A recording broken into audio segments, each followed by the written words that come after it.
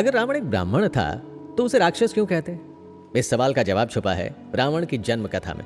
लेकिन रावण के जन्म की बात करने से पहले उसके माता पिता और वंश के बारे में जानना जरूरी है। तो सबसे पहले जानिए रावण के माता पिता कौन थे और रावण की कहानी में उनका क्या महत्व है। कहानी सतयुग की है। ब्रह्मा जी के पुत्र पुलत्स्य, उनकी तपस्या का असर भी ब्रह्मा जी जैसा ही था।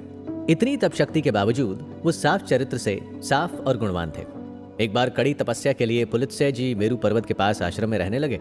उनके मंत्रों के उच्चार में इतना खिंचाव था कि उन्हें देखने और सुनने के लिए तमाम अप्सराएं और ऋषि मुनियों की सुंदर कन्याएं वहां जाने लगी। इससे पुलत्स्य के तप में दिक्कतें आ रही थी।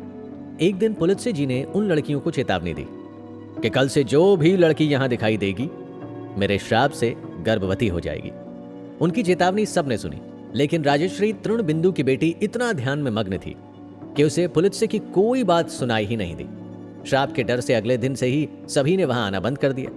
लेकिन राजश्री तृणबिंदु की बेटी फिर से आश्रम पहुंच गई। वहां किसी और को ना देखकर वो थोड़ा हैरान भी हुई, लेकिन मंत्र सुनकर वो खुद को रोक नहीं पाई। ऋषि पुलत्स्य के सामने जाते ही उसका शरीर पीला पड़ गया और वो गर्भवती हो गई। अपने शरीर की यह हालत देखकर कन्या परेशान होकर पिता की ओर भागी। राजश्री ने अपनी बेटी का यह हाल देखकर पूछा, ये कैसे हुआ? बेटी ने जवाब दिया, कुछ खास तो नहीं, पर जैसे ही मैं पुलत्स्य ऋषि के आश्रम पहुंची मेरा शरीर उसी समय ऐसा हो गया। राजश्री ने आंखें बंद की और अपने ध्यान से सब जान लिया।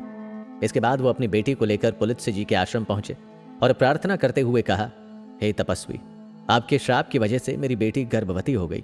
अब आप ही इसे संभालिए, इसे अपनी सेविका बना लीजिए, आपकी बड़ी कृपा होगी। राजश्री की बातें सुनकर पुलत्स्य जी ने उनकी बेटी को अपना लिया। राजकन्या इतनी गुणवान थी कि पुलत्स्य जी भी उससे खुश रहने लगे। इस तरह दोनों सुखी जीवन जीने लगे।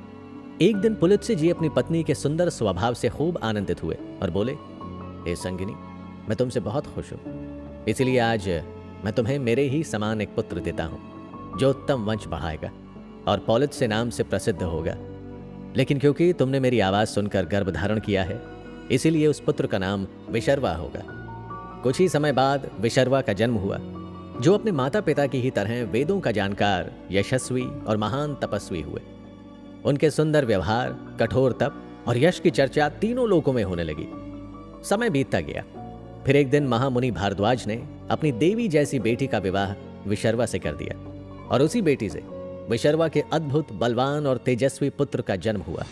महामुनि पुलत्स्य ने अपने पोते की कल्याणकारी बुद्धि देखी और कहा, यह धन का स्वामी बनेगा। फिर सभी देव ऋषियों के साथ मिलकर उस लड़के का नामकरण किया। विशर्वा का बेटा होने के नाते उसका नाम विश्रावण रखा गया। अपने वंश के गुणों से भरपूर ये लड़का भी महान तपस्वी बनेगा और अपने कठोर तप से ब्रह्मा जी को खुश करके उनसे लोकपाल बनने का वरदान हासिल किया। वैश्रवण ही आगे चलकर धन के देवता कुबेर बने। सृष्टि का सारा धन संभालने की जिम्मेदारी कुबेर को देकर ब्रह्मा जी चले गए। तब कुबेर ने अपने पिता से कहा, आप मुझे इस वरदान के साथ रहने लायक कोई ऐसी जगह बताएं जहां मेरे रहने से किसी को तकलीफ ना हो। तब विशर्वा ने उन्हें राक्षस नगरी लंका में रहने की सलाह दी। विशर्वा ने कहा, हे पुत्र, दक्षिण समुद्र के तट पर त्रिकुट नामक एक पर्वत है, जिसके शिखर पर विशाल लंकापुरी है। विश्वकर्मा ने उसे राक्षसों के लिए बनाया था, लेकिन विष्णु भगवान के डर से राक्षस पाताल में ही जा छुपे हैं। इसीलिए भव्य स्वर्ण और मणियों से सजी लंका अभी खाली है, तुम वहां जाकर रहो। पिता की आज्ञा से कुबेर लंका में सुख से रहने लगा। इस बात से रावण की कहानी का क्या रिश्ता है? आखिर रावण के चरित्र में विशर्वा और उनके बेटे कुबेर का क्या हिस्सा है? और अगर लंका कुबेर की थी तो रावण को लंकेश क्यों कहा जाता है? लंका कुबेर की थी तो रावण की कैसे हो गई? आगे की कहानी में आपको इन सभी सवालों के जवाब खुद ब खुद मिलने लगेंगे।